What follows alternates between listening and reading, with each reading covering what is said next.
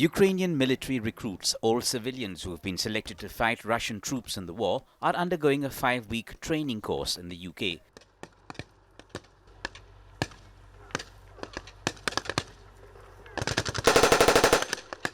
They range from engineers to dentists and even a dance choreographer, and have had no or little experience of fighting in the battlefield.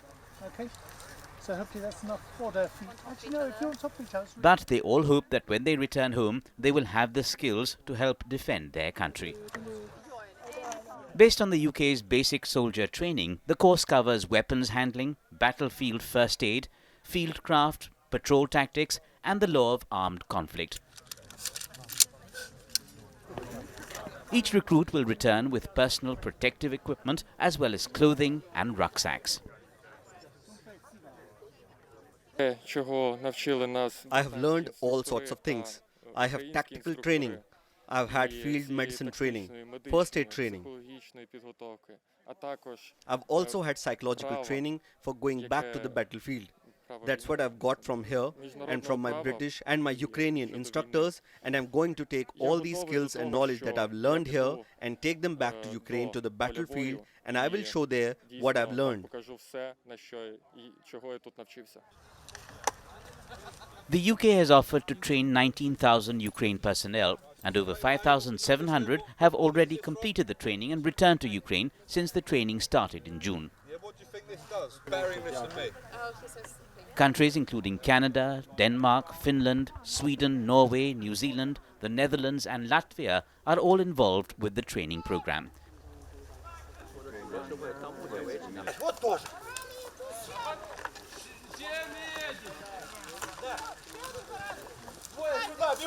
Changing tides in the course of the Russia-Ukraine war has meant changes in training formats too.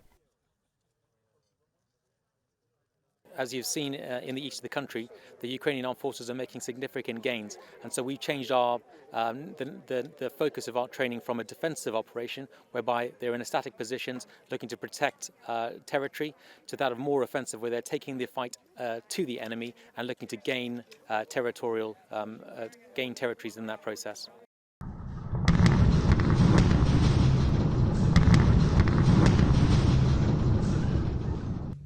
With continuing strikes by Russia on Ukrainian cities amid gains made by Ukrainian troops, there is no sign of the Russia-Ukraine war ending soon.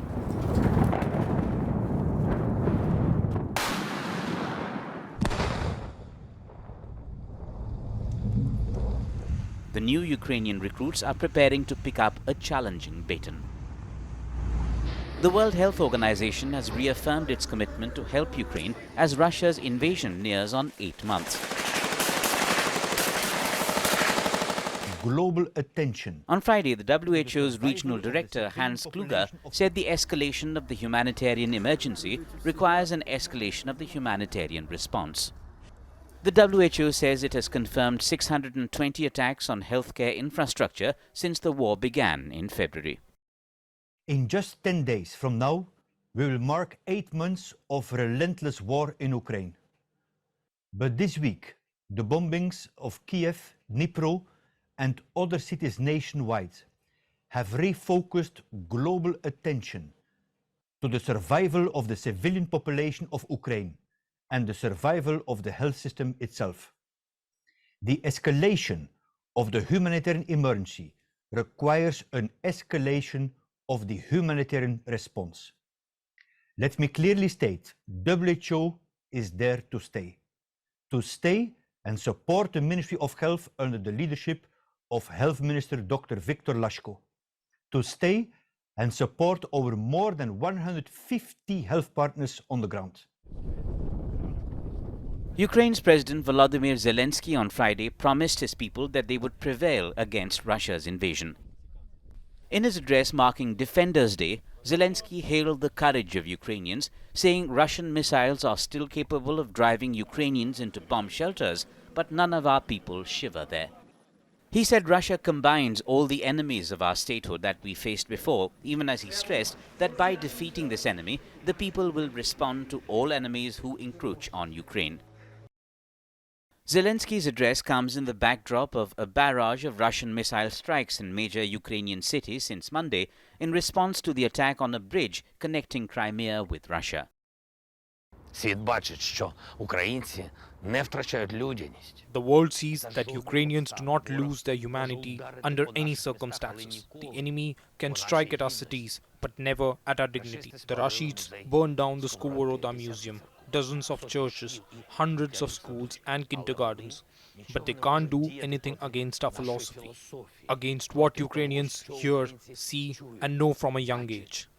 Russian missiles are still capable of driving Ukrainians into bomb shelters, but none of our people shiver there. Ukrainians sing in shelters. We defend our freedom, our soul, our land, our Kiev, our Zaporizhia, our Odisha, our Dnipro, our Mykolaiv, our Kryvyi Rih, our Nikopol, our Khmelnytsky, our Lviv, our Vinnytsia, what we have preserved and will always protect. Our Zhytomyr region, Kiev region, Sumy region, Chernihiv region, Kharkiv region, what we did not give away and will always protect.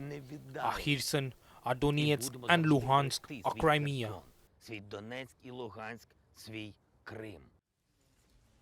US Secretary of State Antony Blinken has applauded the UN General Assembly after it voted overwhelmingly to condemn Russia's attempted illegal annexation of 4 Ukrainian regions and demanded its immediate reversal. Russia's sham referenda as a clear violation. The resolution adopted on Wednesday declares that Moscow's actions violate Ukraine's sovereignty and territorial integrity. They are inconsistent with the principles of the UN Charter and have no validity under international law and do not form the basis for any alteration of the status of these regions of Ukraine.